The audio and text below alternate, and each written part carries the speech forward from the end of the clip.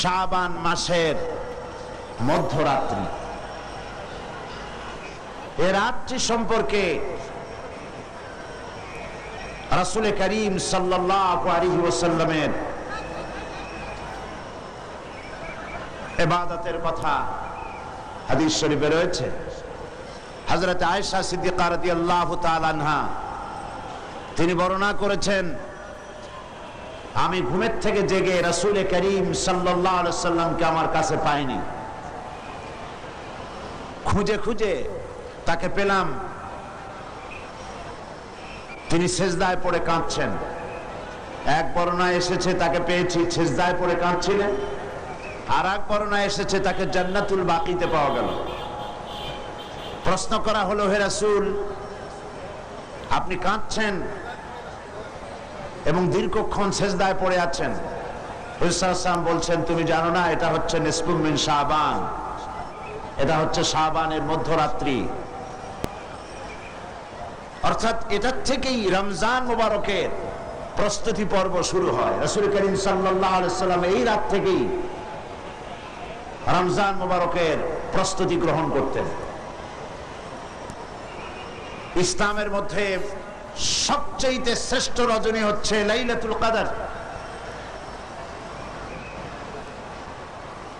শবে বরাতকে লাইলাতুল কদরের সমপর্যায়ের নেওয়া গুমরাহি। লাইলাতুল কদর হচ্ছে ইসলামের সবচেয়ে শ্রেষ্ঠ রজনী, যে রাতটা হচ্ছে আল্লাহ পাকের কাছে অত্যন্ত পবিত্র, যে রাতটি হচ্ছে খায়রুম মিন আলফি শাহর, সেটা হচ্ছে লাইলাতুল কদর, লাইলাতুল মুবারক। আজকের রাত্রে একটি পবিত্র রাত। এ রাত্রে রাসূল সাল্লাল্লাহু আলাইহি ওয়াসাল্লাম কবর জিয়ারত করেছেন, নফল ইবাদত করেছেন, কাঁদাকাটি করেছেন। আমরাও আজকে আল্লাহ পাকের দরবারে ধর্ণা দেব। তবে প্রচলিত শবে বরাত যেটা করা হয়, রুটি তৈরি করা, হালুয়া তৈরি করা এবং এগুলি বিতরণ করা, এই রাত্রের জন্যই খাস করে নেওয়া, এটা সঠিক নয়। রুটি হালুয়া বিতরণ প্রত্যেক রাতেই হতে পারে, প্রত্যেক দিনই হতে পারে। কিছু বেদাত চালু হয়েছে এই রাতকে কেন্দ্র করে। চট্টগ্রামে এরকম হয়নি। বাজি ফোটানো হয়। আমি বুঝি না লাইলাতুল বরাতের সাথে বাজি ফোটাবার সম্পর্কটা কি। আল্লাহ পাক এই গুমরাহি থেকে, বিদআত থেকে আমাদেরকে হেফাজত করুন, আমরা বলি আমিন। আজ পবিত্র রজনীতে এর থেকে শ্রেষ্ঠ ইবাদত আর কি হতে পারবে, যে আমরা আল্লাহ রাব্বুল আলামিনের কালাম, তার কোরআন থেকে আলোচনা করছি, বা জামাত নামাজ আদায় করেছি এবং করব ইনশাআল্লাহ। আল্লাহ রাব্বুল আলামিন কোরআনে কারীমের ভিতরে বলেছেন, কুল্লাহু কানাল বাহরু মিদাদান লিকালিমাতি রাব্বি লানাফিদাল বাহরু ক্বাবলা আন তানফাদা কালিমাতু রাব্বি ওয়ালাউ জিনা বিমিসলিহি মাদাদা। আল্লাহ পাক বলেন, নবী আপনি বলুন, আমার রবের কালামের ব্যাখ্যা করার জন্য, আমার রবের কালেমার ব্যাখ্যা লেখার জন্য তামাম পৃথিবীর সমস্ত পানিগুলি যদি কালি হয়ে যায়, আর যদি ওই পানিরূপ কালি দিয়ে আমার রবের কালেমার ব্যাখ্যা যদি লেখা শুরু হয়ে যায়, লিখতে লিখতে তামাম পৃথিবীর সমুদ্রের পানিগুলি সব শেষ হয়ে যাবে, আমার আল্লাহ পাকের কালিমার ব্যাখ্যা লেখা শেষ হবে না। হচ্ছে সেই কালামের পানি। যুগ যুগ ধরে লোকেরা শুনছে, শুনবে, শেষ নাই। এত শোনার পরেও কাঙ্ক্ষিত মানের অগ্রগতি, উন্নতি আমাদের হচ্ছে কি? কথা বোঝেন নাই বোধহয়, হচ্ছে না। যে পরিমাণ শুনছি সেই পরিমাণ আমল আমাদের মধ্যে হচ্ছে না। এই কথাটা ঠিক কিনা? এই মাহফিল আজ, এই লাইলাতুল, এই পবিত্র রাত্রে এত লোকের উপস্থিতি হয়েছে, নারী পুরুষ। একজন লোক কি বলতে পারবেন যে জীবনে আমি কোনো ওয়াজই শুনি নাই, কোনো তাফসীর আমি জীবনে শুনি নাই? পারবেন কেউ বলতে? পারবেন না। প্রত্যেক ব্যক্তি শুনেছেন। কেউ 10টা শুনেছেন, কেউ 20টা শুনেছেন, কেউ 100টা শুনেছেন। এবার চিন্তা করুন, কোন মাহফিলেই তো খারাপ কথা বলা হয় না। হাক্কানি আলেম যারা, হাক্কানি ওলামা, হাক্কানি পীর মাশায়েখ যারা, তারা সবসময় কোরআন হাদিস ভিত্তিক কথা বলেন। কোন মাহফিলে বলা হয় না যে চুরি করবেন অনেক সওয়াব পাবেন, মিথ্যা কথা বলবেন কিয়ামতে জাহান্নাম থেকে মুক্তি পাবেন, এরকম কথা বলে কেউ? ওজনে কম দিবেন, ব্যবসায় ভালো বরকত হবে, কেউ বলে এমন কথা? পরের জমিনে ডাল ঠেলবেন, জমিনে ফসল খুব বেশি হবে, কেউ বলে এরকম? বলে না। সব জায়গায় বলা হয় মিথ্যা পরিত্যাগ করুন, গীবত করবেন না, অহংকার করবেন না, ওজনে কম দিবেন না, জিনা করবেন না, মদ পান করবেন না, সুদ ঘুষের কাছে যাবেন না, বিবিকে পর্দায় রাখবেন। এইসব কথাই তো মেইনলি বলা হয়, নাকি বলে? আচ্ছা, জীবনে যদি কেউ 10টি মাহফিল শুনে থাকেন আর প্রত্যেকটি মাহফিল থেকে একটি করে ভালো কথা, কোরআন হাদিসের একটি করে কথা যদি আমরা জীবনে ধারণ করতাম, তাহলে 10টি ভালো কথা জীবনে ধারণ করা হতো, ঠিক কিনা? তাহলে আমাদের জীবনটা খারাপ হইতো না আরো সুন্দর হইতো? তাহলে কি বোঝা যাচ্ছে? আমরা যা শুনি পরিপূর্ণভাবে আমল করি না। গলতটা কোথায়? মুসলমানের সংখ্যা তো এখন কম না। এই মুসলমান এক সময় সংখ্যায় খুবই কম ছিল। সেই কম সংখ্যক মুসলমানেরা 8খানা শুকনো রুটি, একটুখানি খেজুর, 1 গ্লাস অথবা আধা গ্লাস, 1 ঢোক পানি খেয়ে রোম, শাম, পারস্যকে প্রধানত করেছিল। এটা ঠিক কিনা?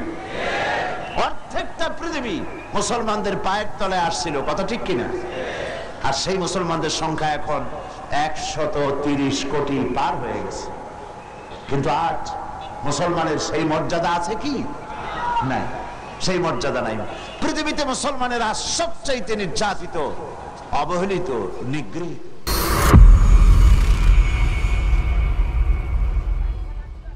আল্লাহ রাব্বুল আলামিন কোরআন শরীফের ভিতরে বলেছেন, লাশ-শামসু ইয়ামবাগি লাহা আন তুদরিকাল কামারা ওয়ালাল লাইলু সাবিকুন নাহার ওয়া কুল্লুন ফি ফালাকি ইয়াসবাহুন। প্রবল জ্ঞানী হইবে যাহারা, আপন মনেতে বুঝিবে তাহারা, রাত্রি পারে না আগে যাইবার, দিনের স্থান করি অধিকার। চন্দ্র বাদে না সূর্যের গায়েতে, সূর্য পারে না চন্দ্রকে ধরিতে, যার যে স্থান বহাল রাখিয়া ভ্রমণ করিছে খোদাকে ডরিয়া। একটি নির্ধারিত সময় সীমা পর্যন্ত আপন আপন কক্ষপথে সব দৌড়াদৌড়ি করবে, কারো সাথে অ্যাক্সিডেন্ট হবে না কারো। ওয়াকুল্লুন ফি ফালাকি ইয়াসবাহুন, যা আছে মহাশূন্যে সব ঘুরতেছে। কে বলে? বলেন সবাই, কে বলছে? কোন সূরা? সূরা ইয়াসিন। আবার শুনুন, আল্লাহ পাক ফয়সালা দিচ্ছেন, ঘোরে কেডা? শুধু সূর্য ঘোরে না, শুধু চন্দ্র ঘোরে না, আল্লাহ মহাশূন্যে যা রেখেছেন সব ঘুরতেছে, সবই সন্তরণশীল, সব গতিশীল। সুতরাং ফয়সালা তো আল্লাহর কাছ থেকেই নিতে হবে।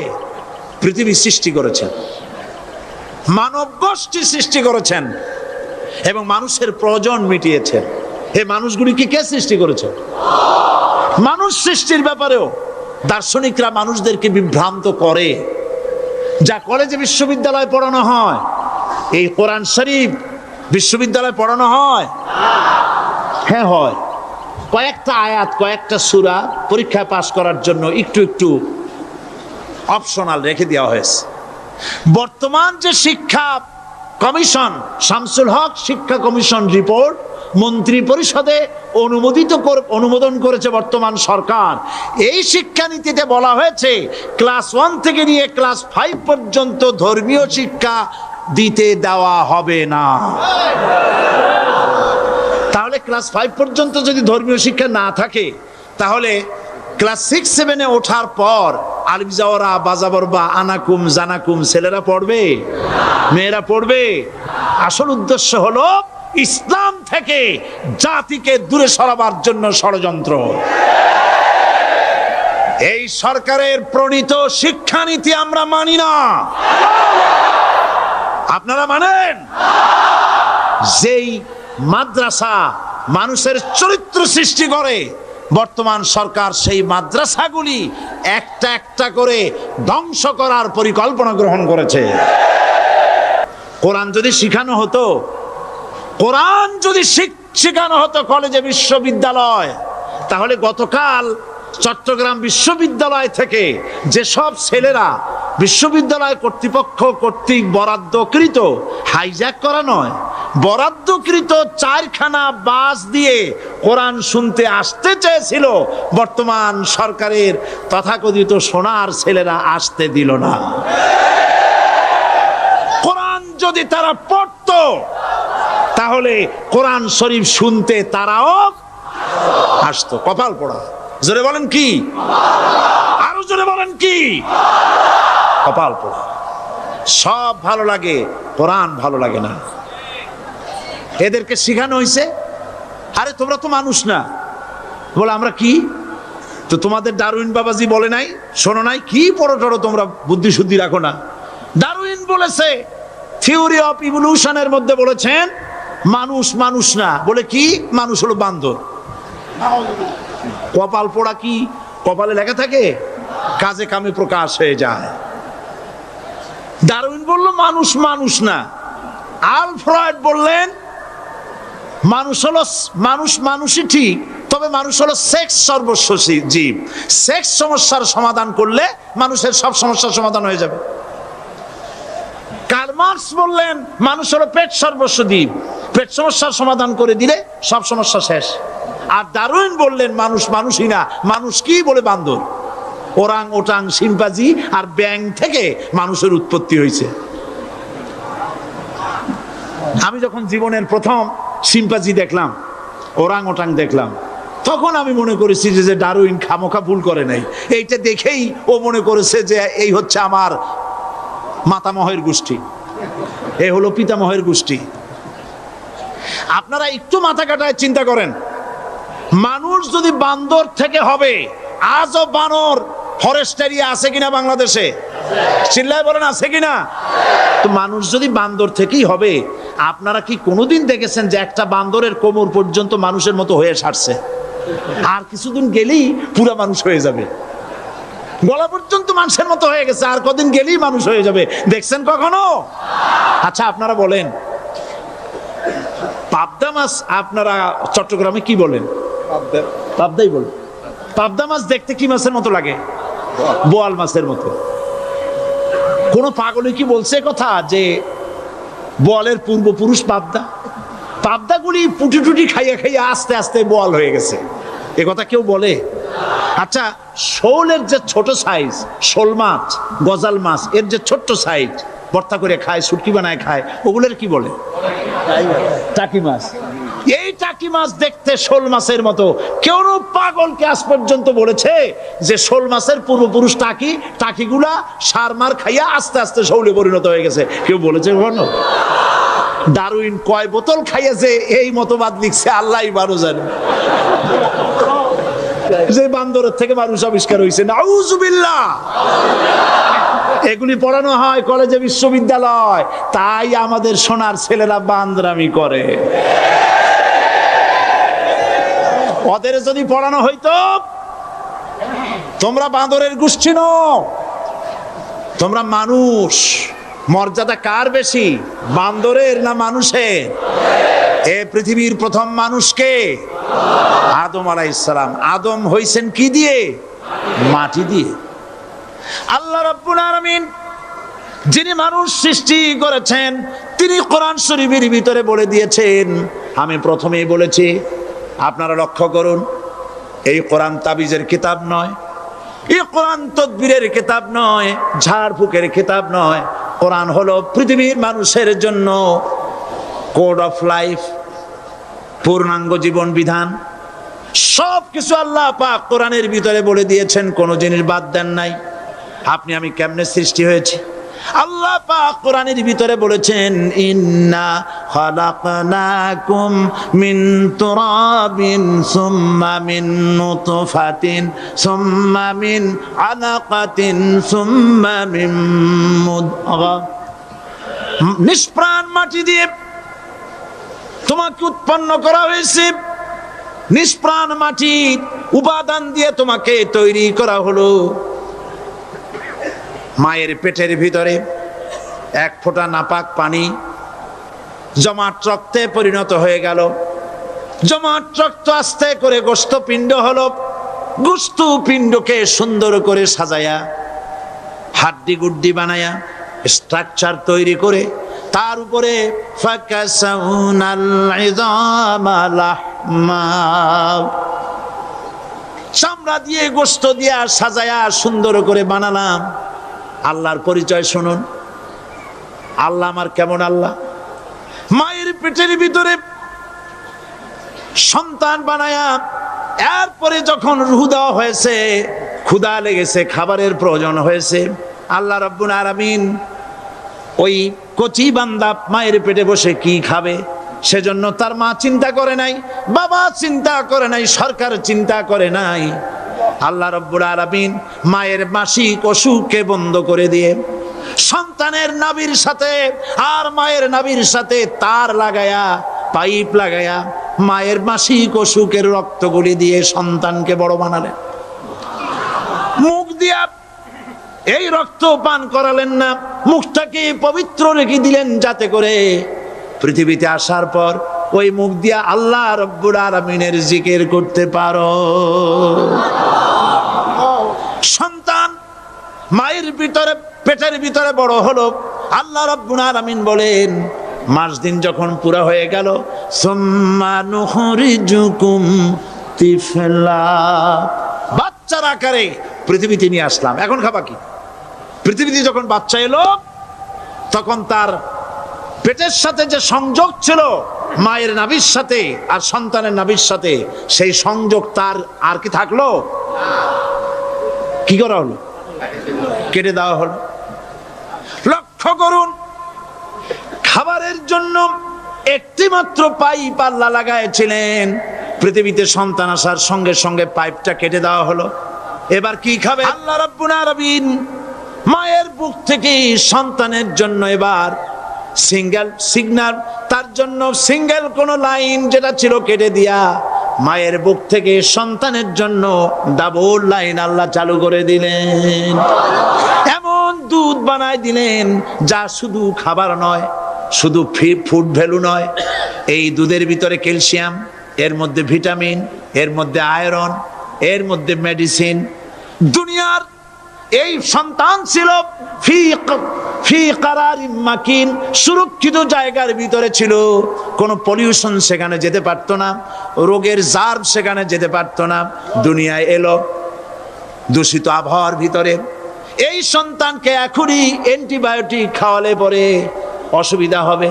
আল্লাহ রাব্বুল আলামিন মায়ের দুধের ভিতরে ঔষধ দিয়া রোগের প্রতিষেধক বানায়া দিলেন। এ হলো আমার আল্লাহ। এ আমার কে? আল্লাহ। জোরে বলেন আল্লাহ। আল্লাহ আল্লাহ রাব্বুল আলামিন মায়ের দুধ দিয়ে সন্তানকে বড় করলেন আর শোনায় দিলেন, খবরদার এই মায়ের সাথে, এই বাপের সাথে নাফরমানি করবি না।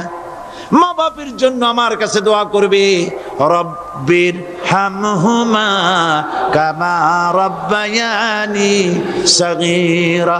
সবাই পড়েন আমার সাথে, রব্বির হামহুমা কামা রাব্বায়ানি সাগীরা। আল্লাহ পাক শিখাই দিলেন বান্দারে আমার কাছে দোয়া করায়, আল্লাহ আমার মা বাপ আমাকে ছোটবেলায় যেভাবে স্নেহের কোলে লালন পালন করেছে, এইভাবে আমার মা বাপ তোমার রহমতের কোলে লালন পালন করো। মনে থাকবে ভাইরা? বলেন মনে থাকবে? প্রত্যেক নামাজের পরে মা বাবার জন্য দোয়া করবেন, বেঁচে থাকুক আর মরে যাক, দোয়া করবেনই। মনে থাকবে? রব্বির হামহুমা কামা রাব্বায়ানি সগীরা। আবার পড়েন রব্বির হামহুমা কামা রাব্বায়ানি সগীরা। আল্লাহ পাক মায়ের মর্যাদা এত বাড়াইছেন, সাহাবী প্রশ্ন করেছে ইয়া রাসূলুল্লাহ খেদমত করব কার? হুজুর বলেন তোমার মায়ের, তারপরে কার? তোমার মায়ের, তারপরে কার?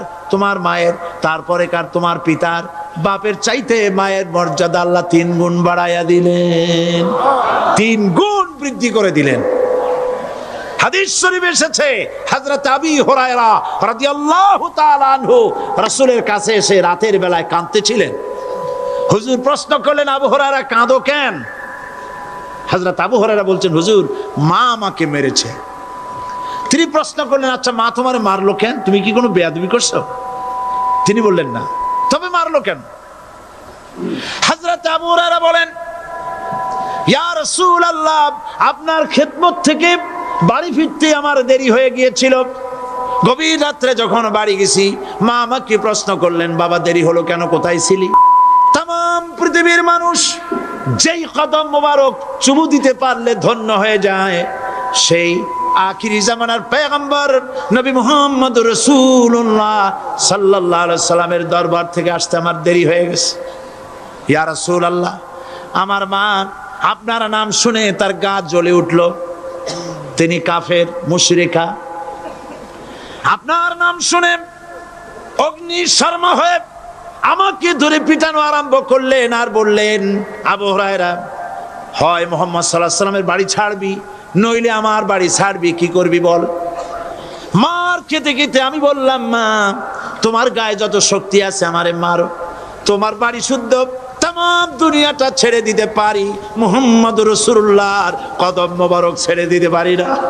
আল্লাহ হুজুর আমার মা গলা ধাক্কা মেরে আমাকে বের করে দিয়েছেন। হুজুর বলছেন আবু হুরায়রা মা তোমাকে মেরেছে আর আমার কাছে নালিশ করছো, আমি তোমার মায়ের কোনো বিচার করতে পারবো না। সুবহানাল্লাহ, এত বড় পাওয়ারফুল নবী, শানওয়ালা, ইজ্জতওয়ালি, বরকতওয়ালি, এত বড় নবী বলছেন মা মেরেছে আমার করার কিচ্ছু নাই। সুবহানাল্লাহ। তোমার মা মুশরিকা হোক আর যাই হোক তোমার মা। সুবহানাল্লাহ বলেন। আমার বন্ধুগণ হযরত আবু হুরায়রা বলেন ইয়া রাসূলুল্লাহ মায়ের বিরুদ্ধে কোনো অভিযোগ নিয়ে আমি আপনার কাছে আসি নাই। হুজুর বললেন কেন আসছো বলো খুলে। আবু হুরায়রা বলেন হুজুর আমি জানি আপনি আল্লাহর দরবারে যদি কোনো ব্যাপারে হাত তোলেন আল্লাহ মঞ্জুর করে ফেলেন, আপনি দয়া করে আমার মার জন্য দোয়া করেন আল্লাহ যেন হেদায়েত দিয়ে দেন। আমার নবীজি দুখানে হাত উত্তোলন করলেন, বললেন আল্লাহুম্মা ইহদি উম্মা আবি হুরায়রা, আয় আল্লাহ আমি দোয়া করতেছি আবু হুরায়রার মাকে হেদায়েত নসিব করো। হুজুর হাত তুলে মোনাজাত করছেন, আবু হুরায়রা দৌড় দিলেন বাড়ির দিকে। কয়েকজন সাহাবী হযরত আবু হুরায়রার জামা টেনে ধরেছে, এই ভদ্রলোক দৌড়ায় কেন? এত শান্ত মানুষ, কখনো গরম হয়ে কারোর সঙ্গে কথা বলে না, এই মানুষটা দৌড়ায় কেন? কোনো বিপদ হইল নাকি? জামা টেনে ধরে বলে আবু হুরায়রা দৌড়াও কেন? হযরত আবু হুরায়রা বলেন জামা ছেড়ে দাও, কোনো বিপদ আমার হয় নাই, আমি দৌড়াইয়া বাড়ি যাই দেখতে চাই। আমি দৌড়াইয়া আগে বাড়ি যেতে পারলাম না, আমার নবীর দোয়া আগে আমার বাড়ি চলে গেছে, আমি এটা দেখতে চাই। হযরত আবু হুরায়রা দৌড়াতে দৌড়াতে বাড়ি চলে গেছেন। দরজায় নক করলেন, ভেতর থেকে আওয়াজ এলো কে? তিনি বললেন আমি আবু হুরায়রা, মা দরজা খুলে দাও, আমি তোমার সন্তান।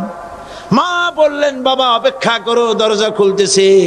হযরত আবু হুরায়রা বলেন এই কোরআন হচ্ছে এমন এক কিতাব যে কোরআনকে নিয়ে যারা অগ্রসর হয় আল্লাহ তাদেরকে বাড়ায় দেন, আর কোরআনের সাথে যারা হিংসা করে বিদ্বেষ করে আল্লাহ তাদেরকে অধঃপাতিত করে দেন।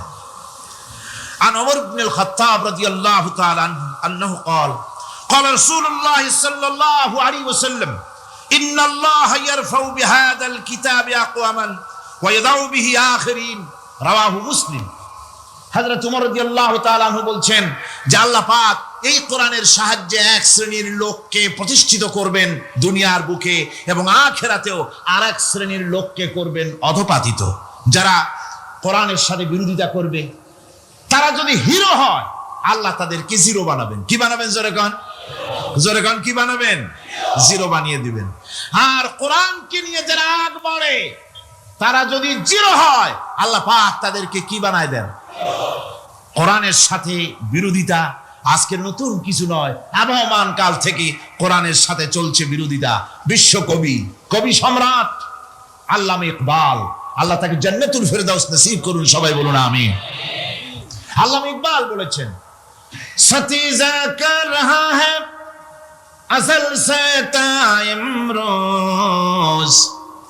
সতীজা কর রহা হ্যায় আসল সে তাইমরোজ, চরাগে মুস্তফা বি সে শরারে বুলহবিস। মুহাম্মদ সাল্লাল্লাহু আলাইহি ওয়াসাল্লামের দ্বীপ শিখার সাথে, আল্লাহর দ্বীনের সাথে আবু জাহাল, আবু লাহাবের অগ্নিস্ফুলিঙ্গের সংঘর্ষ আবহমান কাল থেকে লেগে এসেছে। কিন্তু ওদের এই অগ্নিস্ফুলিঙ্গের টক্কর লেগে মুহাম্মদ সাল্লাল্লাহু আলাইহি ওয়াসাল্লামের টিম টিম করে জ্বলে ওঠা এই প্রদীপটি প্রচন্ড ঝড়ো হাওয়ার মুখে, টর্নেডো আর গর্কির মুখে নিভে যায়নি, জ্বলছে, জ্বলবে কিয়ামত পর্যন্ত। এটাকে নিভাবার ক্ষমতা বিশ্বের কোনো মানুষের নাই। ফু দিয়ে কেউ যদি নিভাতে চায়, চেহারা শুদ্ধ, মাথা শুদ্ধ, পুড়ে ছাই হয়ে যাবে, কোরআনের আলোকে নির্বাপিত করতে পারবে না।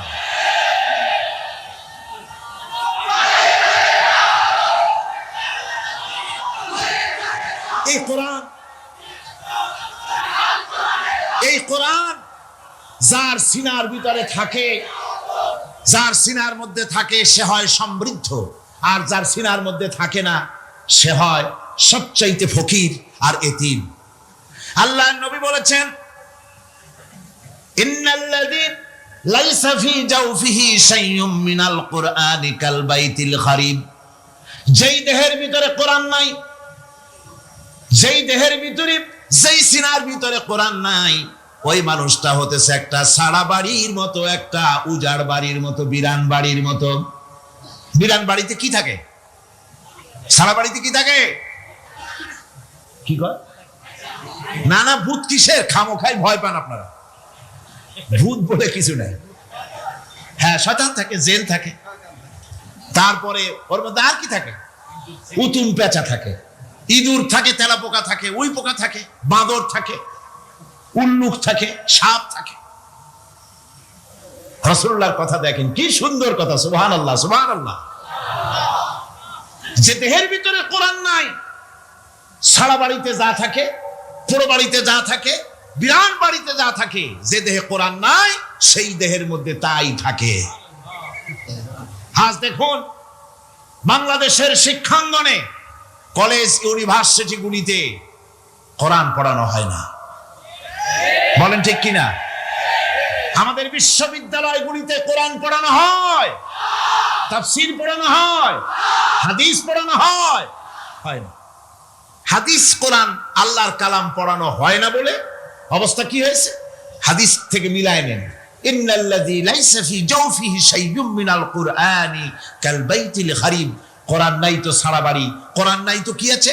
যে ঘরের মধ্যে মানুষ নাই, উল্লুক থাকে, ভাল্লুক থাকে, শয়তান থাকে, তেলাপোকা থাকে, সারপোকা থাকে, হিংস্র প্রাণী ভরপুর থাকে। যে শিক্ষা প্রতিষ্ঠানে কোরআন পড়ানো হয় না, সেখানেও সন্ত্রাসীরা বাস করতে পারে, ভালো মানুষ টিকতে পারে না।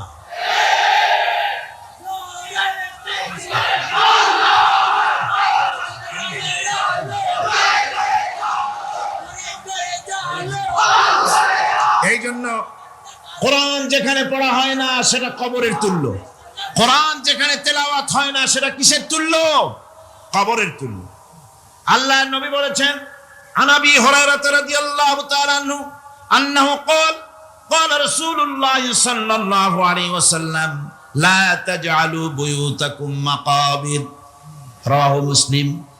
আল্লাহর নবী বলেন, তোমাদের ঘরগুলিকে তোমরা কবর বানায়ো না। অর্থাৎ যে ঘরের মধ্যে কোরআনে কারীম তেলাওয়াত হয় না, সেটা কবরের সমতুল্য। কবরের সমতুল্য। আগে আমাদের ঘর সমূহে যখন ছোট ছিলাম, তখন দেখতাম ঘরে ঘরে কোরআন তেলাওয়াত হতো, ঠিক না? প্রত্যেকটা ঘরের জানালা দিয়া সকালবেলা আওয়াজ আসতো, আউযু বিল্লাহি মিনাশ শাইতানির রাজিম, বিসমিল্লাহির রহমানির রহিম। তেলাওয়াতের আওয়াজ ভেসে আসতো। আজ আর এই অবস্থা নাই। আজ ভদ্রলোকের বাড়ির সামনে দিয়ে হেঁটে যাবেন, সকালবেলা কিসের তেলাওয়াত? জনমের ঘুম ঘুমায়, পাইকারি দরে ঘুমায়, ফজরের নামাজ নাই। শহরের অবস্থা, অধিকাংশ বাড়িতে ফজরের নামাজ হয় না। ডিসেন্টিনার মাধ্যমে, আগে তো শুধু বাংলাদেশের ছবি, ডিসেন্টিনার মাধ্যমে সারা পৃথিবীর শয়তানি আর বদমাশি ঘরে বসে গেলা যায়। উপকারিতা এবং অপকারিতা দুটোই আছে। নিউজ দেখা যায়, সাথে সাথে আবার নিউজের সাথে আরো বাজে কিছু দেখা যায়। এগুলো দেখতে দেখতে রাত শেষ হয়ে আসে, ঘুমায় জনমের মতো, এক ঘুমে বেলা 9টা আর 10টা। কিসের ফজরের নামাজ আর কি এর কোরআন শরীফ তেলাওয়াত করা।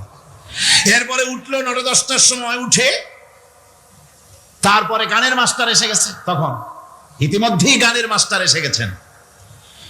কি দুর্ভাগ্যজনক সত্য কথা, ইংরেজি যে টিচার পড়ান, অঙ্ক যে টিচার করান, সপ্তাহে 3 ঘন্টা পড়াবেন, বেতন 2500 টাকা। আর প্রতিদিন সকালবেলা এসে যদি কোনো মুসলমান কোনো একজন মৌলভী সাহেব, হাফেজ সাহেবকে রাখেন কোরআন তেলাওয়াত করাবার জন্য, কোরআন পড়াবার জন্য সন্তানকে, প্রতিদিন আসতে হবে, প্রতিদিন 2 ঘন্টা পড়াতে হবে, আর মাসের শেষে বেতন 500 টাকা। কোরআনে কারীমের সাথে এই আচরণ বেশি হয়েছে। আমি বেশি বলে ফেলেছি। যাদের অভিজ্ঞতা আছে তারা বলছেন 200 টাকা। এরপরে অঙ্ক ইংরেজি তো কাজে লাগে, ভালো কথা। তারপরে গানের মাস্টার আসছেন, তিনি শেখাবেন কি? রবীন্দ্রসঙ্গীতের প্যানপ্যানানি, যা শুনলে পরে কানে ময়লা জমে যেতে পারে, যে গান শুনলে জীবিত মানুষ মৃত্যু হয়ে যায়। নজরুলের কথা শেখানো হবে না, তাহলে সেটা হবে সাম্প্রদায়িকতা। গানের মাস্টারকে, নাচের মাস্টারকে 5,000 টাকা, 10,000 টাকা পর্যন্ত বেতন দেওয়া হয়। এ জাতির জন্য আল্লাহর রহমত কেমনে আসবে? কি কারণে আসবে? কোরআনের সাথে এই বেয়াদবি আমরা করেছি। ঘরগুলিকে, আজকে আমাদের ঘরগুলিকে আমরা কবরস্থানে পরিণত করে দিয়েছি। কোরআন তেলাওয়াত হচ্ছে না। আমার বন্ধুগণ, কোরআন তেলাওয়াত করুন, বেশি বেশি তেলাওয়াত করুন, ঘরকে জীবিত করুন, সন্তানকে তেলাওয়াত করান, আপনি নিজেও তেলাওয়াত করেন। কোরআনে কারীম যারা তেলাওয়াত করবেন তাদের সম্পর্কে আল্লাহর নবী বলেন, মান ক্বারাআল কুরআন ফাস্তাযহারাহু ফাহাল্লা হালালাহু ওয়া হাররামা হারামাহু আদখালাহুল্লাহুল জান্নাহ। আল্লাহর নবী বলেন, যে ব্যক্তি কোরআন শরীফ তেলাওয়াত করবে এবং কোরআনের হালাল অনুযায়ী হালালকে মেনে চলবে, হারাম অনুযায়ী হারাম থেকে ফিরে থাকবে, এরকম কোরআনের উপরে যে তেলাওয়াত করবে আর আমল করবে, আল্লাহ রাব্বুল আলামিন কিয়ামতের দিন তাকে জান্নাতের ভিতরে প্রবেশ করাবেন। শুধু বেহেশতে যাবে না, ওয়া শাফাহু ফি হাশরাতিন মিন আহলি বাইতিহি কুল্লুহুম কাদ ওয়াজাবাত লাহুন নার। নবীজি বলেন, এই কোরআনে কারীমের বরকতে কিয়ামতের দিন ওই ব্যক্তি তার রক্ত সম্পর্কিত 10 জন আত্মীয়ের ব্যাপারে সুপারিশ করার জন্য তৌফিক পাবে আল্লাহর দরবারে। এমন 10 ব্যক্তি, যেই 10 ব্যক্তির জন্য হিসাবের পরে জাহান্নাম ওয়াজিব হয়ে গিয়েছিল, এমন 10 ব্যক্তি সম্পর্কে কোরআনের তেলাওয়াতকারী আর আমলকারী আল্লাহর দরবারে সুপারিশ করার জন্য পারমিশন পাবেন। এমন নিয়ামত, সেই নিয়ামত থেকে আমরা বঞ্চিত হয়ে যাচ্ছি। আমি বলি না যে আপনারা কলেজ ইউনিভার্সিটিতে ছেলেদের পড়তে দিবেন না, আমি তা বলি না।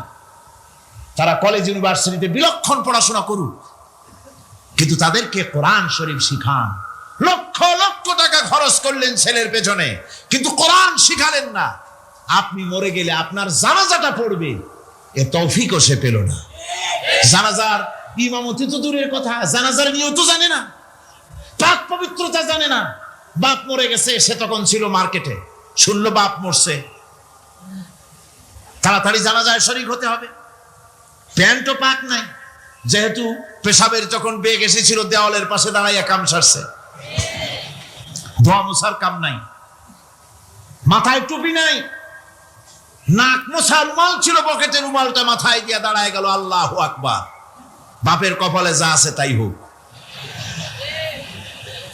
তারপরে বাপ মরে গেছে, কান্না শুরু করেছে। যেদিন মরছে সেদিন কাঁদতেছে, পরের দিনও একটু মুখ মলিন কান্দে। নাম বল্টু মিয়া। তার আবার এক বন্ধু আছে, তার নাম শান্টু মিয়া। শান্টু মিয়া বলছে, মিয়া বল্টু কান্দো কেন? কয় বাপ মরে গেছে। কয় এগুলো বাঁচে নাকি? এগুলো মরিয়ে যায়। আমার একটা ছিল, ওটাও মরছে।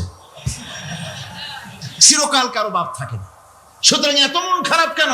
আসো, ইন্ডিয়া থেকে ভালো একটা বই আসছে, সেটা দেখে এত আনন্দ পাবে। বাপ তো বাপ, 14 গোষ্ঠী মরলেও মনের দুঃখ মুছে যাবে। এরপরে বাড়ি এনে তাকে সিনেমার ছবি দেখানো হলো। ছবি সে দেখলো। ফেরার সময় বাপের কবরের কাছ থেকে যাওয়ার সময় দাঁড়িয়ে গেল ক্ষণিকের জন্য। আহারে বাপ, বিদায় হয়ে গেলা, কি দেব তোমারে?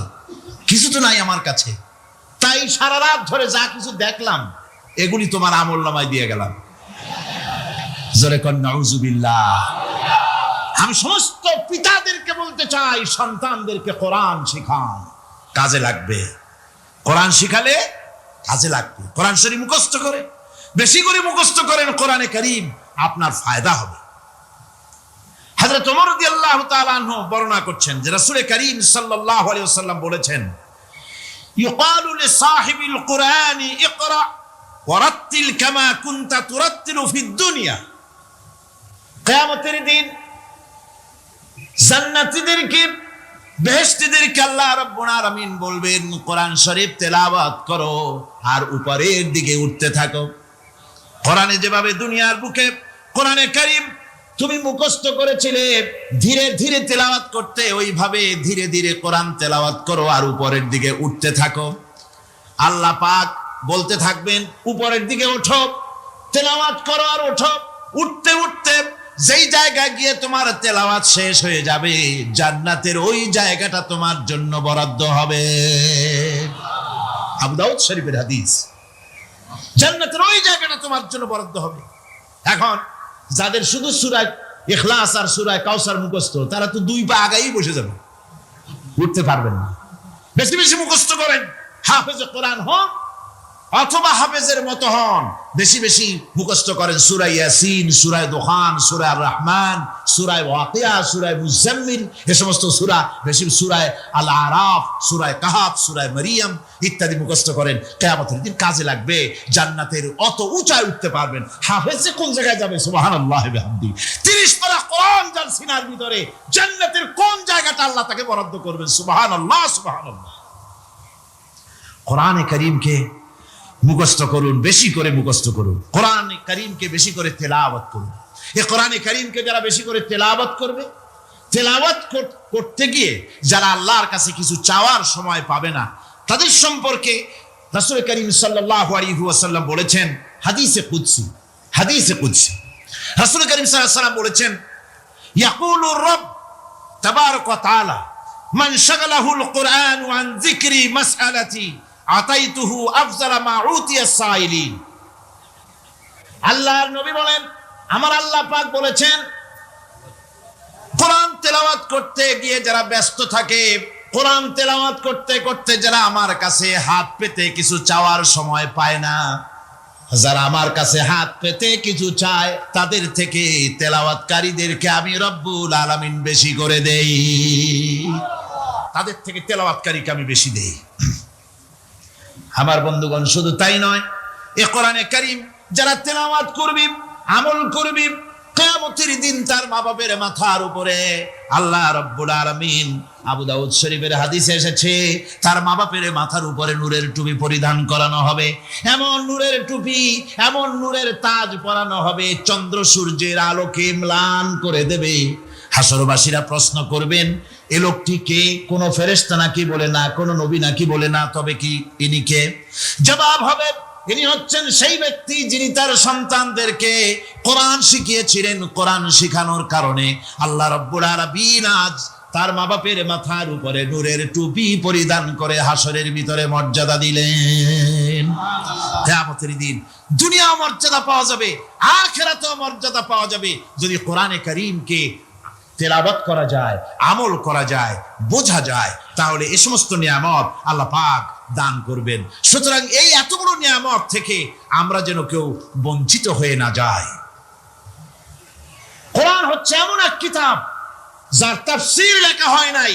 পৃথিবীতে এমন কোনো ভাষা নাই, পৃথিবীর উল্লেখযোগ্য সবগুলি ভাষায় কোরআনে কারীমের তাফসীর লেখা হয়েছে, কিন্তু কোন মুফাসসির আজ পর্যন্ত কথা বলেন নাই যে আমি যে তাফসীর লিখছি এর চাইতে ভালো তাফসীর আর কেউ লিখতে পারেও না আর পারবেও না, এটা শেষ, আর তাফসীর লেখা লাগবে না। এ কথা কেউ বলতে পেরেছে? জোরে বলেন, পেরেছে?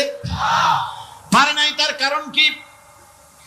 আল্লাহ রাব্বুল আলামিন বলেন, قُلْ لَوْ كَانَ الْبَحْرُ مِدَادًا لِكَلِمَاتِ رَبِّي لَنَفِدَ الْبَحْرُ قَبْلَ أَن تَنفَدَ كَلِمَاتُ رَبِّي وَلَوْ جِئْنَا بِمِثْلِهِ مَدَدًا। আল্লাহ পাক বলেন, নবী আপনি বলুন, আমার রবের কথাগুলি লেখার জন্য যদি সমুদ্রের পানিগুলি, সমুদ্রের সমস্ত পানিগুলি যদি কালিতে পরিণত হয়ে যায়, আর আমার রবের কথাগুলি যদি লেখা শুরু হয়ে যায়, আমার রবের কথাগুলি লেখার পূর্বে সমস্ত সমুদ্রের পানিগুলি শেষ হয়ে যাবে। তারপরে যদি আবার সমুদ্র ভরে দেওয়া হয়, আরো যদি লেখা হয়, তবুও আমার রবের কথা লেখা শেষ হবে না। আল্লাহ রাব্বুল আলামিন বলেন, وَلَوْ أَنَّ مَا فِي الْأَرْضِ مِنْ شَجَرَةٍ أَقْلَامٌ وَالْبَحْرُ يَمُدُّهُ مِنْ بَعْدِهِ سَبْعَةُ أَبْحُرٍ مَا نَفِدَتْ كَلِمَةُ اللَّهِ।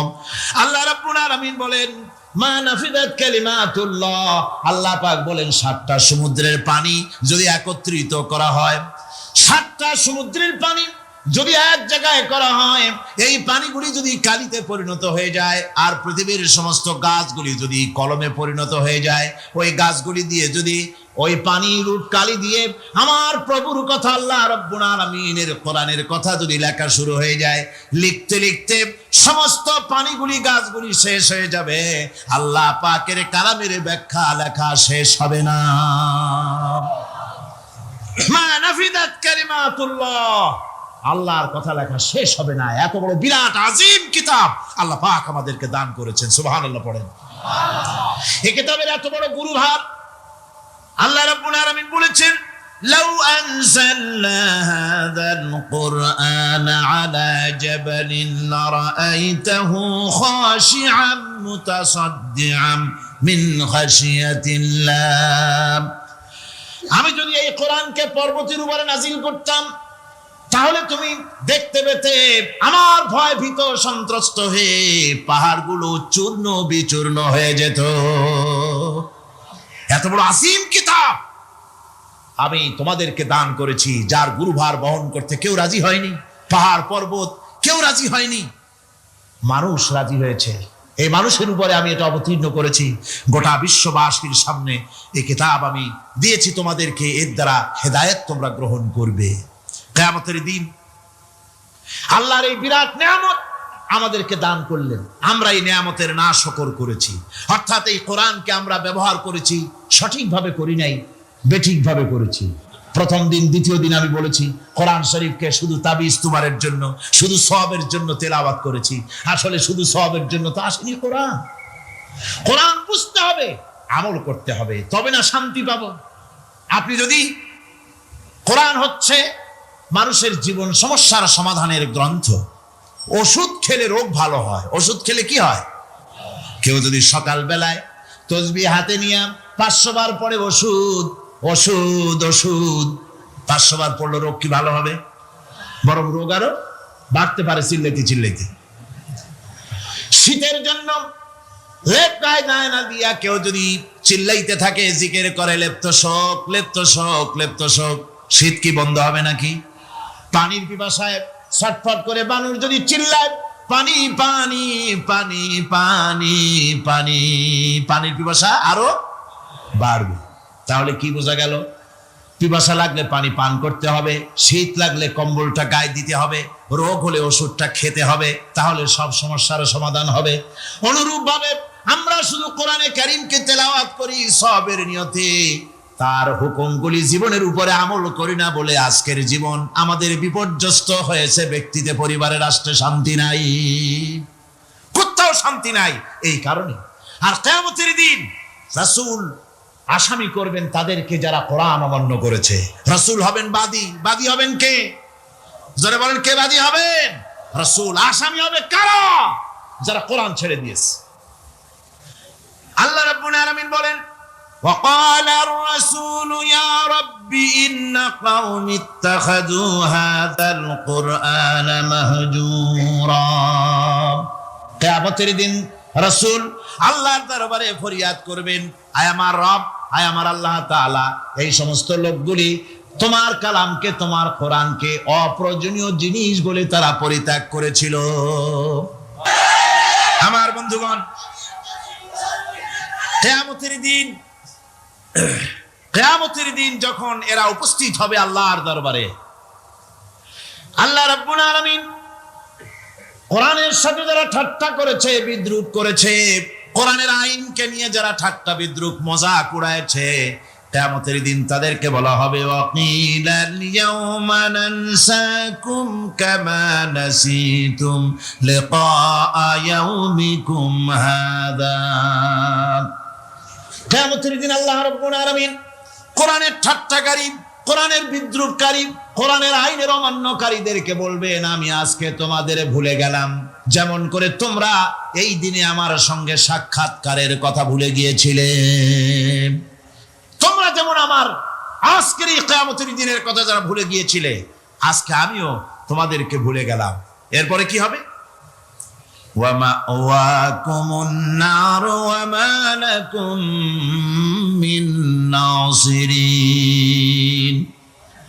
আল্লাহ পাক বলেন, এরপরে এদের জায়গা হবে জাহান্নাম, আর এদের সাহায্যকারীও কেউ থাকবে না, জাহান্নামে চিরকাল থাকতে হবে। এটা এই জন্য যে তারা আল্লাহর কোরআনের সঙ্গে ঠাট্টা করেছে, বিদ্রুপ করেছে, কোরআনের আইন মানে নাই, কোরআনের আইনকে অমান্য করে চলেছে। এই জন্য কিয়ামতের দিন আল্লাহ রাব্বুল আলামিন তাদেরকে শাস্তি প্রদান করবেন।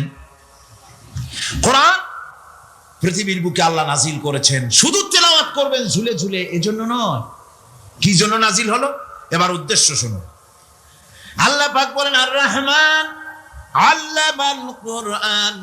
আল্লাহ রাব্বুল আলামিন তিনি হলেন এমন দয়াবান, এমন রহমান, যিনি কোরআন শিখালেন। কি কারণে শিখালেন? কোরআন নাজিলের উদ্দেশ্য কি? আল্লাহ পাক বলেন, ইন্না আনজালনা ইলাইকাল কিতাবা বিল হাক্কি লিতাহকুমা বাইনান নাসি বিমা আরাকাল্লাহ।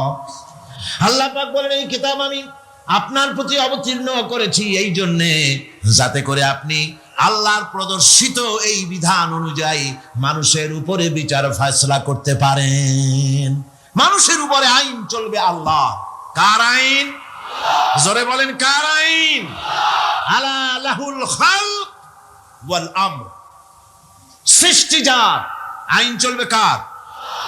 আল্লাহ পাক বলেন, এই জন্য নাজিল করলাম, কোরআন নাজিল করেছি যাতে করে কোরআনের আইন দিয়ে বিচার ফয়সালা করতে পারেন, সেই জন্যই কোরআন নাজিল করলাম। আসলে আল্লাহ নবীর এই পৃথিবীতে আগমনের উদ্দেশ্য ওটাই ছিল। হুয়াল্লাযী আরসালা রাসূলাহু বিল হুদা ওয়া দীনিল হক লিইয়ুযহিরাহু আলাদ-দীনি কুল্লিহি ওয়া কাফা বিল্লাহি শাহীদা। আল্লাহ রাব্বুল আলামিন বলেন, আমি আমার রাসূলকে দ্বীনে হক, সত্যের বিধান সহকারে দুনিয়ায় প্রেরণ করেছি।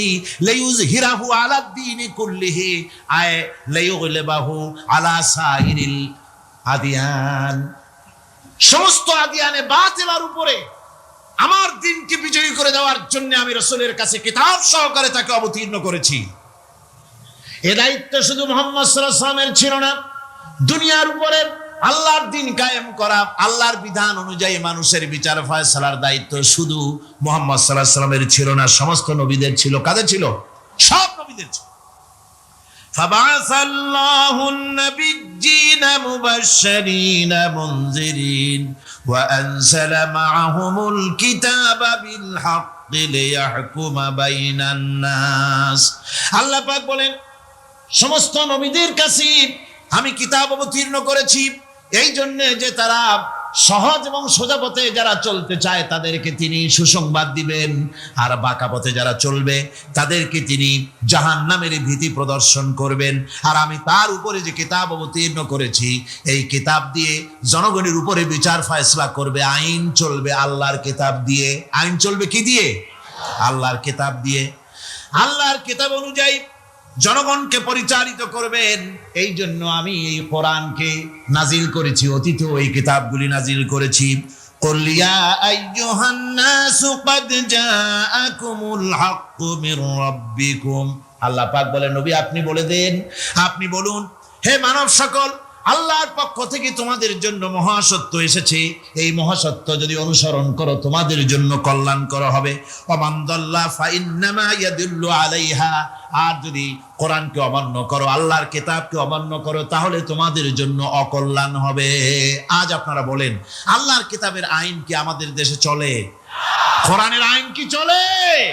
চলে না। কোরআনের আইন চলে না। আমরা কি খুব শান্তিতে আছি? খুব আরামে আছি? শ্রমিকরা তাদের শ্রমের মূল্য পায়, কৃষক তার উৎপাদিত পণ্যের সঠিক দাম পায়, নারী তার সতীত্বের মর্যাদা পায়। জনগণ কি আরামে ঘুমাতে পারে?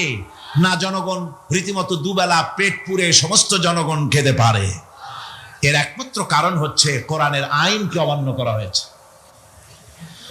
ভালো করে কান পেতে শুনুন, আল্লাহ রাব্বুল আলামিন কোরআনে কারীমের মধ্যে পরিষ্কার করে বলেছেন, ওয়ামান লাম ইয়াহকুম বিমা আনজালাল্লাহু ফাউলাইকা হুমুল কাফিরুন। যারা নাকি আমার দেওয়া বিধান অনুযায়ী, কোরআন অনুযায়ী যারা বিচার ফয়সালা করে না, ফাউলাইকা হুমুল কাফিরুন, ফাউলাইকা হুমুজ জালিমুন, ফাউলাইকা হুমুল ফাসিকুন।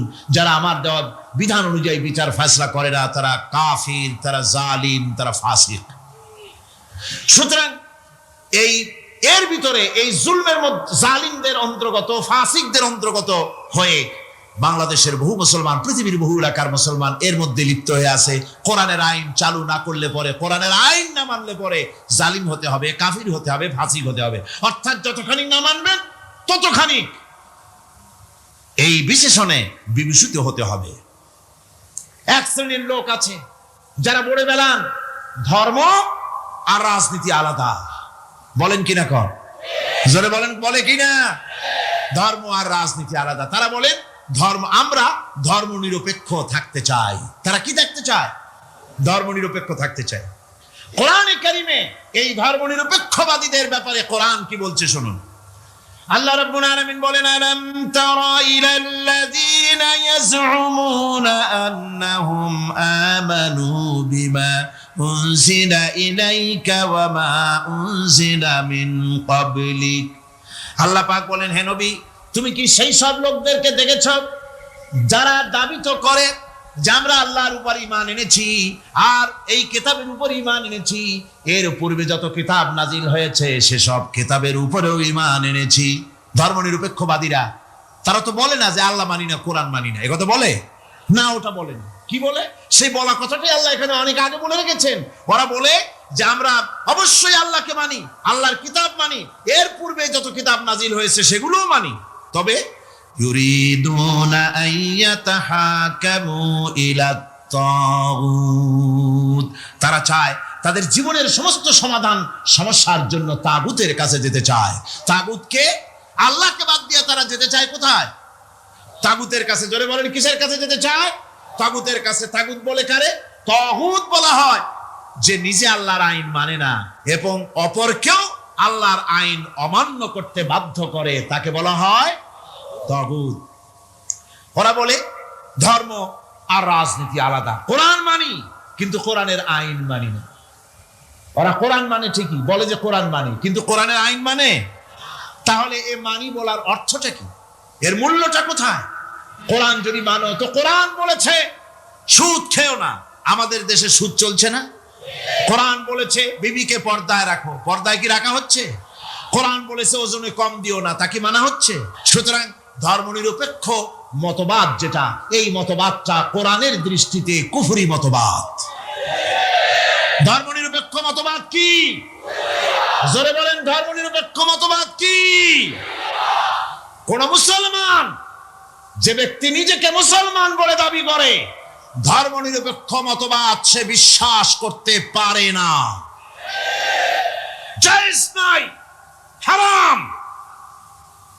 আফাতুমিনুনা বিবাদিল কিতাব ওয়া তাকফুরুনা বিবাদ। তোমরা কোরআনের কিছু অংশকে মেনে নিবে আর কিছু অংশকে করবে অস্বীকার। এটা যদি করো দুনিয়ার জীবনে পাবে দুনিয়ার জীবনে জিল্লতি আসবে, লাঞ্ছনা আসবে, আর কিয়ামতে পাবে জাহান্নামের শাস্তি। সুতরাং ধর্মনিরপেক্ষ মতবাদের অর্থ তারা বলে যে ধর্মহীনতা নয়, আসলে কিন্তু ধর্মনিরপেক্ষ মতবাদের অর্থই হলো ধর্মহীনতা। ঠিক কিনা কন? জোরে বলেন ঠিক কিনা?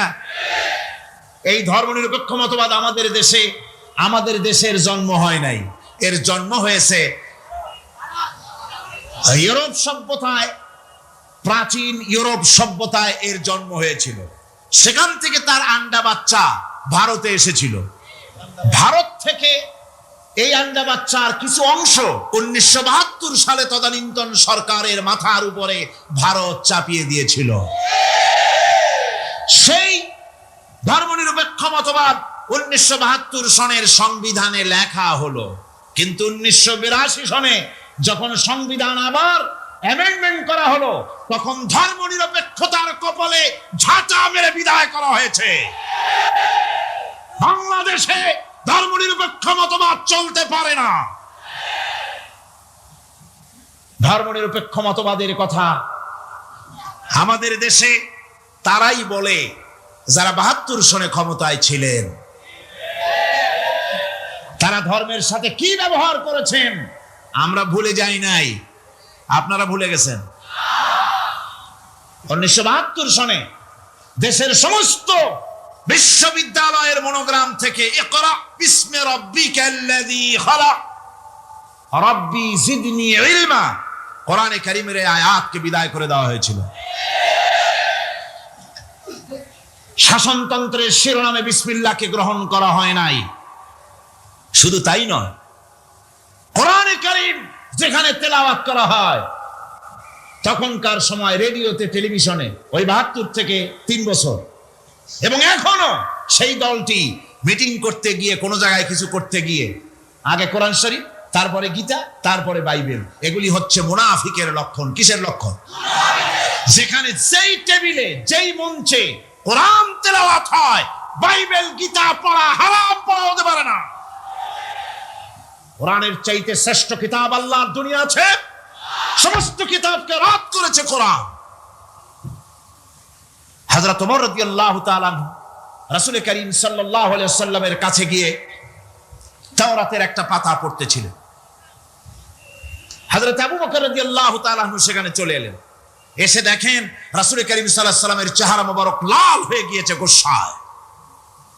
হযরত আবু বকর বললেন, ওমর, তুই যদি এর থেকে মরে যেতিস, তুই যদি এর থেকে মরে যেতিস, তুই যদি এর থেকে মরে যেতি। 3 বার বললেন। হযরত ওমর শিউরে উঠলেন, হতচকিত হয়ে উঠলেন। আবু বকর আমাকে মরার কথা বলছেন কেন? তিনি তাকিয়ে দেখেন রাসূল করিম সাল্লাল্লাহু আলাইহি ওয়াসাল্লামের চেহারা মোবারক গোসায় লাল হয়ে গিয়েছে। হযরত ওমর বলছেন, ইয়া রাসূলুল্লাহ, আমার এবং আমার পিতা মাতার জীবন আপনার কদম মোবারকে উৎসর্গ হয়ে যাক। আমি অপরাধ করেছি, কি অন্যায় করেছি হুজুর আমাকে বলুন। হুজুর বলছেন, ওমর, তুমি যে তাওরাতের পাতা আমার সামনে পড়তেছো, এই তাওরাত যার উপরে নাজিল হয়েছিল, সেই মুসা আলাইহিস সালাম যদি আজকে বেঁচে থাকতেন, তাহলে আমার উম্মতের ভিতরে শামিল হয়ে যাওয়া তার জন্য ফরজ হয়ে যেত। অতীতের সমস্ত কিতাবকে রদ করা হয়েছে, সমস্ত শরীয়তকে বন্ধ করা হয়েছে। সুতরাং কোন মুসলমানের প্ল্যাটফর্মে যেখানে কোরআন তেলাওয়াত হয়, বেদ, বাইবেল, গীতা পড়া হারাম সেখানে। এই মুনাফিকরা তাও করে থাকে।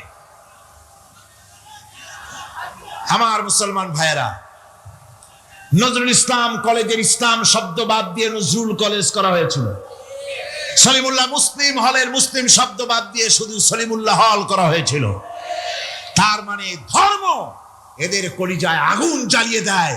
ইসলামের নাম বরদাস্ত হয় না, কোরআনের নাম বরদাস্ত হয় না। আর বরদাস্ত হয়নি বলেই আল্লাহ পাক তার ইন্তেকাম নিয়েছেন। আমার বক্তব্য হচ্ছে, কোরআনে কারীম পৃথিবীতে এসেছে শাসন করতে দুনিয়াকে। তার মধ্যে রয়েছে রাজনীতি, অর্থনীতি, সব কিছু।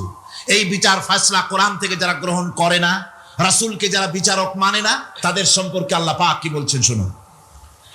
ফালা ওয়া রাব্বিকা লা ইউমিনুনা হাত্তা ইউহাক্কিমুকা ফীমা শাজারা বাইনাহুম সুম্মা লা ইয়াজিদু ফী আনফুসিহিম হারাজাম মিম্মা কাদাইতা ওয়া ইউসাল্লিমু তাসলিমা। আল্লাহ রাব্বুল আলামিন বলেন, ফালা ওয়া রাব্বিক, কখনো নয় হে নবী, আপনার রবের কসম, কখনোই নয়। ওরা মুমিন নয় যারা নাকি তাদের জীবনের সব কিছুর ব্যাপারে যতক্ষণ পর্যন্ত আপনাকে বিচারক না মানে, আপনার দেওয়া ফয়সালাকে গ্রহণ না করে, এবং আপনি বিচার করার পর ফয়সালা দেওয়ার পরে এটার উপরে দ্বিধাহীন চিত্তে মেনে যতক্ষণ না নিবে, ততক্ষণ পর্যন্ত তারা যত ঈমানের দাবি করুক, তারা আসলে মুমিন না।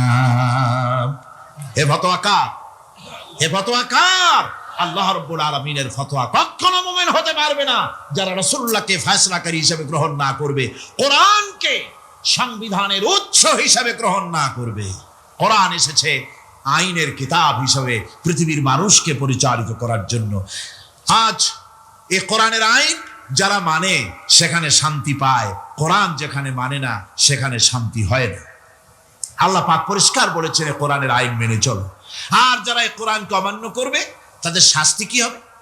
আল্লাহ পাক বলেন, আল্লাযীনা কাযযাবু বিল কিতাবি ওয়া বিমা আরসালনা বিহি রুসুলানা ফাসাউফা ইয়ামালুন। আল্লাহ পাক বলেন, আমি যে কিতাব নাজিল করেছি, এই কিতাবকে যারা মিথ্যা মনে করে, কিতাবকে যারা অস্বীকার করে, কোরআনের আইন যারা মানে না, আমি যে রাসূলের উপরে যা নাজিল করেছি সেগুলির উপরে যারা ঈমান আনে না, এগুলিকে যারা মানে না, তাদের জন্য এর পরিণতি তারা খুব শীঘ্রই টের পাবে। খুব শীঘ্রই তাদেরকে পরিণতি দেওয়া হবে। কিয়ামতের দিন তাদেরকে আল্লাহ রাব্বুল আলামিন জাহান্নামে প্রবেশ করাবেন। কোরআনের অমান্যকারীদের জায়গা কোথায় হবে? কোথায় হবে তাদের জায়গা? জাহান্নামের ভিতরে হবে। সুতরাং আমরা কোথায় যেতে চাই? জাহান্নামে না জান্নাতে? বেহেশতে যদি যেতে চাই, দুনিয়ায় যদি শান্তি চাই এবং আখিরাতে যদি মুক্তি পেতে চাই, তাহলে আমাদেরকে কোরআনের আইনকে মানতে হবে। কিসের আইন মানা লাগবে? কোরআনের আইন মানতে হবে। কোরআনে কারীমের নাজিল হলো, আল্লাহ পাক যে কোরআন আমাদের শিখালেন, আর রহমান আল্লামাল কোরআন, যে কোরআন তিনি আমাদের শিখালেন। এই কোরআন নাজিলের পদ্ধতি ছিল মদিনা এবং মক্কা। রাসূলের মক্কি জিন্দেগিতে কিছু নাজিল হয়েছে, আর মদনী জিন্দেগিতে নাজিল হয়েছে কিছু। মক্কা শরীফে যেগুলি নাজিল হয়েছে সেই সূরাগুলো ছিল তাওহীদ, রিসালাত এবং আখিরাতের উপরে নির্ভর করে। আর মদনী সূরা যেগুলি ছিল সেগুলি ফৌজদারি দণ্ডবিধি, উত্তরাধিকারী আইন, তারপরে যাকাত, ওসর, যুদ্ধ, সন্ধি, বন্দী, এরপরে রয়েছে স্বরাষ্ট্রনীতি, পররাষ্ট্রনীতি, অর্থনীতি, জীবন পরিচালনার সমস্ত বিধি আর ব্যবস্থা মদনী জিন্দেগির সূরাগুলিতে, অবতীর্ণ সূরাগুলিতে আল্লাহ রাব্বুল আলামিন নাজিল করেছেন। কোরআন শরীফ মানুষের সকল সমস্যার সমাধান দিয়েছে। এখানে আমি এখন তার কিছু নমুনা পেশ করছি আপনাদের সামনে, আপনাদের বোঝার জন্য যে কোরআন। অনেকে বলে যে কোরআনের তাফসীরের ভেতরে রাজনীতির আলোচনা হয়। রাজনীতি সেইটুক করি যেটুকুন আল্লাহ কোরআনে করেছেন। জোরে কোন আলহামদুলিল্লাহ। এর থেকে বাড়ায় কিছু বলি নাকি? না। কোরআন যেটুকুন করেছে, রাসূলুল্লাহ যেটুকুন করেছে, একজন মুসলমান হিসাবে তা করা আপনার আমার জন্য কি? সুন্নত, নফল। ওইটা করা কি জোরে কোন? এটা করা আমাদের জন্য ফরজ।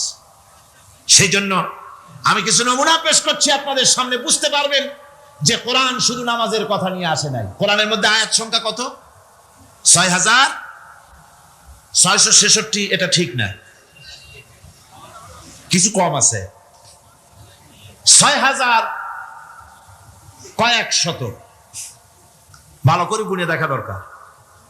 তো এই যে আয়াতে কারিমা যেগুলি রয়েছে, এর মধ্যে মাত্র 500 আয়াত হচ্ছে হুকমে শরঈ, ভালো করে শোনো, 500 আয়াত আদেশ এবং নিষেধ জাতীয়। এটা করো, ওটা করো না, এটা হালাল, ওটা হারাম। এ হলো 500। তো এই যদি 500 হয়, তাহলে বাকি 6000 কি? বাকি 6000 ইতিহাস, দর্শন, বিজ্ঞান, রাজনীতি, অর্থনীতি, সমাজনীতি, উত্তরাধিকারী আইন, পররাষ্ট্রনীতি, স্বরাষ্ট্রনীতি, মানুষের জীবনে যা দরকার, ইহকাল, পরকাল, কবর, হাসর, মিজান, সিরাত, জান্নাত, জাহান্নাম, এসব কিছু আল্লাহ পাক বাকি হাজার হাজার আয়াতের মধ্যে বলেছেন। তো 500 আয়াতের পরিচিতি আমাদের জানা আছে, নামাজ, রোজা, হজ, যাকাত, হালাল, বৈধ, অবৈধ ইত্যাদি সম্পর্কে। কিন্তু বাকি আয়াতগুলিতে আমাদের জীবন পরিচালনার ব্যাপারে আল্লাহ পাকের কথা শুনুন, কিভাবে এ কথাগুলি আল্লাহ পাক আমাদের বলছেন। বিচার পদ্ধতি সম্পর্কে শুনুন। কোরআন যে বিচার পদ্ধতি আমাদেরকে দিয়েছেন, নিরঙ্কুশ ন্যায় বিচারের কথা কোরআন বলেছে। কোরআন বলেছে বিচার হতে হবে কি ধরনের? ওয়াইদা হাকামতুম বাইনান নাসি আন তাহকুমু বিল আদল। কোরআন শরীফ বলেছে তোমরা যখন লোকদের মাঝে বিচার ফয়সালা করবে, তখন অবশ্যই সুবিচার করবে, জাস্টিস, ন্যায় বিচার করবে। এই ন্যায় বিচার করতে গিয়ে তোমার সামনে যদি বিজাতীয় কোনো লোক আসামি হয়ে দাঁড়ায়, অমুসলিম, তখন বিচারটা কিভাবে করবে? কোরআনে কারীম বলছে ওয়ালা ইয়াজরিমান্নাকুম শানাআনু কওমিন আলা আল্লা তা'দিলু। কোন বিশেষ শ্রেণীর বিচার কাজ করতে গিয়ে, কোন বিশেষ শ্রেণী বা জাতির বিচার কার্য পরিচালনা করতে গিয়ে তাদের প্রতি বিদ্বেষ যেন তাদেরকে, তুমি যেন জুলুম করে না বসো, তখন যেন তুমি ইনসাফ করতে পারো, তাদের উপরে জুলুম করবে না। সে যদি তোমার জাতের লোক না হয়, বিচার করতেছে, তুমি বিচারক হিসাবে সঠিক বিচার করবে, বিচারের মানদণ্ডকে কখনো হেলাদোলা করবে না, ভালো সুবিচার করবে। এটা হচ্ছে কোরআনে কারীমের কথা। আর আত্মীয় স্বজনের বিচার সম্পর্কে বলা হচ্ছে যে তোমরা বিচার নিয়ে, সুবিচার নিয়ে তোমরা দাঁড়াও, দণ্ডায়মান হও, সুবিচার নিয়ে মুসলমানেরা তোমরা যখন বিচার করবে, তখন এই বিচার করতে গিয়ে ওয়ালাউ আলা আনফুসিকুম আবিল ওয়ালিদাইনে ওয়াল আকরাবিন, সে যদি তোমার নিজের বিরুদ্ধেও যায় বিচার, তা যদি তোমার সন্তান সন্ততি, ভাই ব্রাদার, মা বাপ ইত্যাদির বিরুদ্ধেও যদি চলে যায়, ইন ইয়াকুন গানিয়ান আও ফাকিরান, যদি সে গরিব হয়, যদি সে ধনীও হয়, বিচারের বেলায় কোনো রকম তারতম্য করবে না, আপন হোক পর হোক, বিচার করতে হবে সঠিক। এটা কার কথা? আল্লাহর। জোরে বলেন, কার কথা? পৃথিবীর কোন ধর্মগ্রন্থে কথা বলেছে? পৃথিবীর কোন জাতি কথা বলেছে? কোরআন বলেছে এই সুবিচারের কথা। সুবিচার করতে হবে, বিচারের বেলায় খবরদার আপন পর এবং কোন ধর্মের লোক এই চিন্তা করতে যেও না। কোরআনে কারীমের মধ্যে রয়েছে ফৌজদারি দণ্ডবিধি, জুডিশিয়াল ল, ফৌজদারি দণ্ডবিধি। এখানে একটা কথা বলে নিতে হয়, আল্লাহর আইন, মূল কথাটা কি? আল্লাহর আইন।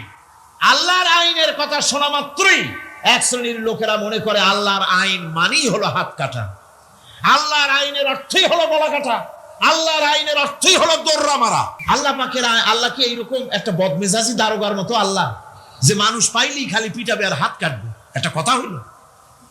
হাত কাটা, গলা কাটা, এটা কখন?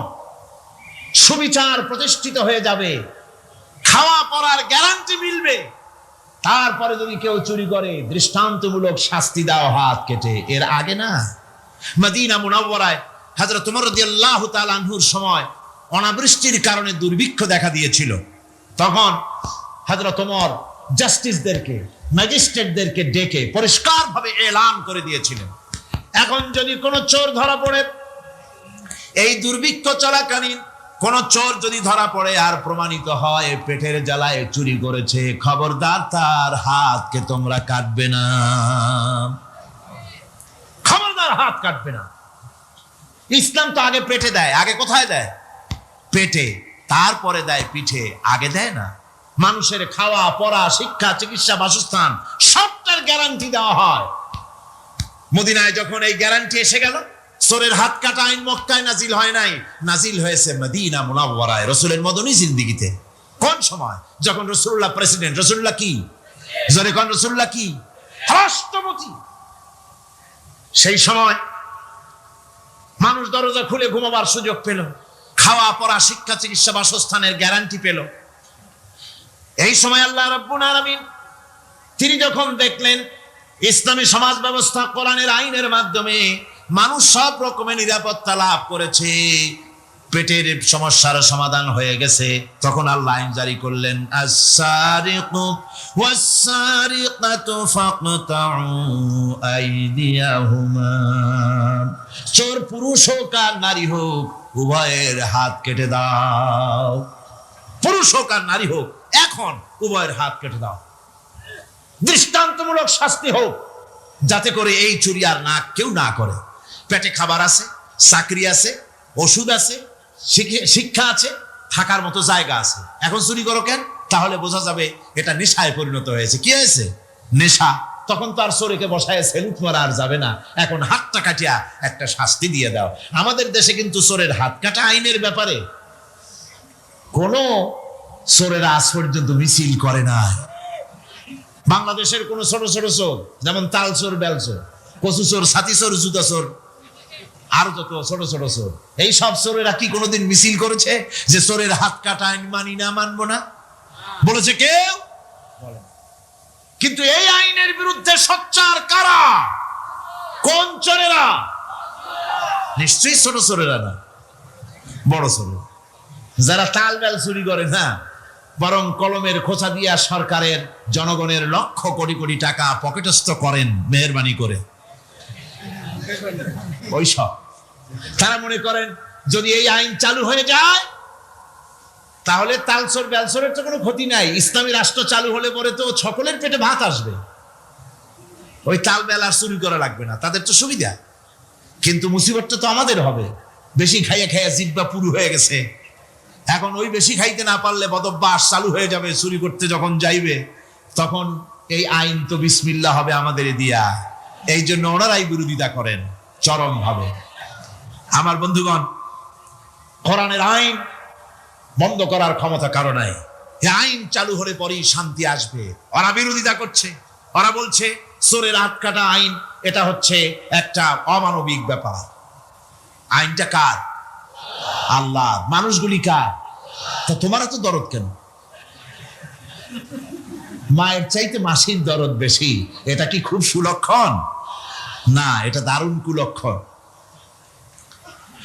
সুতরাং আল্লাহ রাব্বুল আলামিন তার আইন হচ্ছে শাশ্বত আইন। চোরের হাত কাটা আইন অর্থ এ নয় যে বাংলাদেশ ইসলামী দল যদি ক্ষমতায় আসে পাইকারি দরে চোরের হাত কাটা আরম্ভ করবে না। ততক্ষণ পর্যন্ত আইন চালু হবে না যতক্ষণ পর্যন্ত সমস্ত মানুষ তাদের কর্মসংস্থান না হবে, খাবার না পাবে, চাকরি বাকরি না হবে, খেয়ে পরে খাওয়া পড়া, শিক্ষা, চিকিৎসা, বাসস্থান সবটার গ্যারান্টি মিলবে, তারপরে আইন চালু হবে, এর আগে না। আল্লাহ রাব্বুল আলামিন ফৌজদারি দণ্ডবিধির আওতার ভিতরে চোরের কি শাস্তি হবে তা বললেন, নরহত্যার শাস্তি কি হবে তাও আল্লাহ পাক এখানে বলছেন, ইয়া আইয়ুহাল্লাযীনা আমানু কুতিবা আলাইকুমুল কিসাসু ফিল কাতলা। আল্লাহ পাক বলেন তোমাদের প্রতি নরহত্যার শাস্তি স্বরূপ কিসাস নির্দিষ্ট করা হয়েছে, অর্থাৎ হত্যার বদলে হত্যা করা। একজন মানুষ আর একজন মানুষকে হত্যা করেছে, কোরআনের আইন হচ্ছে ওকেও হত্যা করো। কি সুন্দর আইন, সুবহানাল্লাহ পড়েন। তাহলে কি হবে? রেডিও, টেলিভিশনে, পত্র পত্রিকার মাধ্যমে যদি খবর ছড়ানো হয় যে হত্যাকারীর বিচার হবে কোরআনের আইন অনুযায়ী, প্রকাশ্য রাজপথে হত্যাকারীকে তাকেও যদি হত্যা করে দেওয়া হয়, এই দৃশ্য উপস্থিত জনতা যত দেখবে, পত্র পত্রিকায় খবর পাবে, টেলিভিশনের পর্দায় দেখতে পাবে, যারা দেখলো এই সব লক্ষ লক্ষ জনতার ভেতরে মানুষ হত্যা করার দুঃসাহস আর আসবে? আল্লাহ পাক বলছেন এটা হচ্ছে মানুষের কিসাস, এর মধ্যে রয়েছে মানুষের জীবন। এরপরে নরহত্যার শাস্তি আল্লাহ পাক এভাবে কোরআনে কারীমের মধ্যে বললেন। জিনার শাস্তি, আয-যানিয়াতু ওয়াজ-যানি ফাজলিদু কুল্লা ওয়াহিদিন মিনহুমা মিআতা জালদা। আল্লাহ রাব্বুল আলামিন বলেন জিনাকারিনী পুরুষ, জিনাকারিনী নারী আর জিনাকারা পুরুষ, তাদের শাস্তি হচ্ছে উভয়কে 100 করে দৌড়া মারা, প্রাণদণ্ড দিয়ে দেওয়া। এই শাস্তি যদি হয় জিনা বন্ধ হয়ে যাবে, বিবাহ সহজ হবে। ইসলামী রাষ্ট্র হলে পরে জিনা করা কঠিন হবে, বিবাহ করা সহজ হয়ে যাবে। এটা হচ্ছে কোরআনের আইনের সুন্দর বিধান। জিনার শাস্তি, চোরের শাস্তি, নরহত্যার শাস্তি জুডিশিয়াল লয়ের আওতায়, ফৌজদারি দণ্ডবিধির আওতায় এগুলি পড়ে। এগুলি সব কোরআন শরীফে আছে না নাই? আছে কিনা? তাহলে কি করে আপনি বলবেন আপনি ধর্ম নিরপেক্ষ? আপনি শুধু ধর্ম আপনার ব্যক্তিগত ব্যাপার আর রাজনীতি একটা আলাদা ব্যাপার।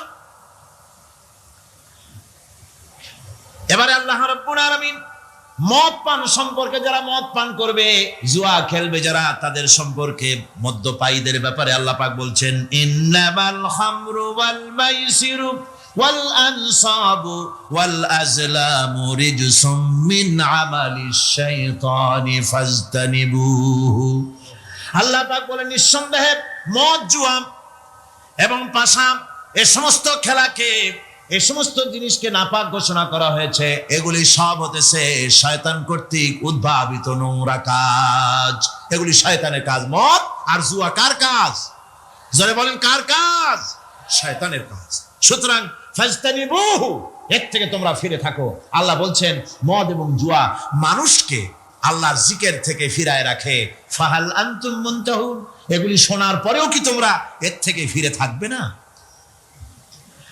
এবার আল্লাহ রাব্বুল আলামিন ওজনে কম দেওয়া সম্পর্কে বলছেন।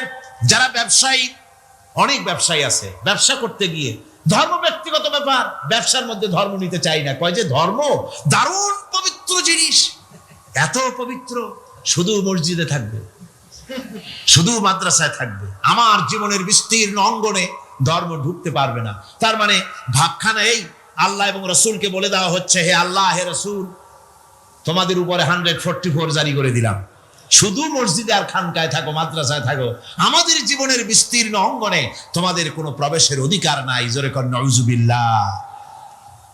আল্লাহ পাক মানুষের জীবনের সকল ক্ষেত্রে আইন চলবে আল্লাহ। ইনিল হুকমু ইল্লা লিল্লাহ। আইন চলবে কার? ওই আল্লাহ রাব্বুল আলামিন বলেন, ওজনে কম দিও না। ওয়াউফুল কাইলা ইযা কিলতুম ওয়াজনু বিল কিসতাসিল মুস্তাকিম। মেপে যখন কোন জিনিস দিবে, পরিমাপে কম দিবে না। ওজন করে যখন দিবে, ওজনেও কম দিবে না। আল্লাহ পাক কোরআনে কারীমের মধ্যে সুন্দর করে সব কথা বলে দিলেন। ওজনে কম করো না, পরিমাপে কম করো না, সঠিকভাবে এটাকে দিও। ইতিমের মাল সম্পর্কে কোরআন বলছে, ওয়ালা তাকরাবু মালাল ইয়াতীমি ইল্লা বিল্লাতী হিয়া আহসান। ইতিমের মাল ভক্ষণ করা তো দূরের কথা, এর নিকটবর্তী হয় না। তবে হ্যাঁ, ইতিম বয়সপ্রাপ্ত হওয়া পর্যন্ত যদি আমানত রাখো, সেটা ভিন্ন কথা, কিন্তু ইতিমের মালকে ভক্ষণ করো না অবৈধভাবে। ইতিমের মালের সুরক্ষার জন্য আল্লাহ পাক বলে দিলেন। অশ্লীলতা সম্পর্কে, আজকে সমাজে অশ্লীলতা চলছে, বেহায়ামি, নগ্নতা চলছে, এ সম্পর্কে আল্লাহ পাক বলছেন, কুল ইন্নামা হারামা রাব্বিয়াল ফাওয়াহিশা মা যাহারা মিনহা ওয়া মা বাতান। আল্লাহ পাক বলেন, হে নবী, আপনি বলে দেন, আমার প্রভু নিঃসন্দেহে প্রকাশ্য এবং অপ্রকাশ্য সব রকমের নির্লজ্জতা এবং পাপাচারকে নিষিদ্ধ ঘোষণা করেছেন, হারাম করে দিয়েছেন। প্রকাশ্য এবং অপ্রকাশ্য সব রকমের পাপাচারকে, নির্লজ্জতাকে আল্লাহ পাক নিষেধ করেছেন। আজকে আমাদের দেশের টেলিভিশনে যে সমস্ত নির্লজ্জ বিজ্ঞাপন দেওয়া হয়, নারীর দেহের যে সৌন্দর্য প্রদর্শনী করা হয়, এ কি কোনো মুসলমান দেশের করা উচিত? কোন মুসলমানদের জন্য এটা কি বৈধ? আজ নির্লজ্জতা, বেহায়ামি ছড়িয়ে পড়ছে চতুর্দিকে। আল্লাহ পাক নিষেধ করছেন, হারাম করে দিয়েছেন। প্রকাশ্য অপ্রকাশ্য সব রকমের নির্লজ্জতা আল্লাহ পাক হারাম করেছেন। সুতরাং আল্লাহ পাক বলছেন, আমি সুদকে হারাম করেছি, ব্যবসাকে করেছি হালাল। এই সুদ থেকে যদি না ফেরো, ফাইন লাম তাফআলু ফাযানু বিহারবিন মিনাল্লাহি ওয়া রাসূলিহি। আল্লাহ রাব্বুল আলামিন বলেন, যদি এই সুদ থেকে না ফেরো, যদি এই সুদ থেকে বিরত না থাকো, তাহলে আমি আল্লাহ এবং আমার রাসূলের পক্ষ থেকে যুদ্ধের ঘোষণা রইল। পারবেন? আল্লাহ রাসূলের সাথে যুদ্ধ করতে পারবেন? নাউযুবিল্লাহি মিন যালিক। কি মানুষের পক্ষে সম্ভব?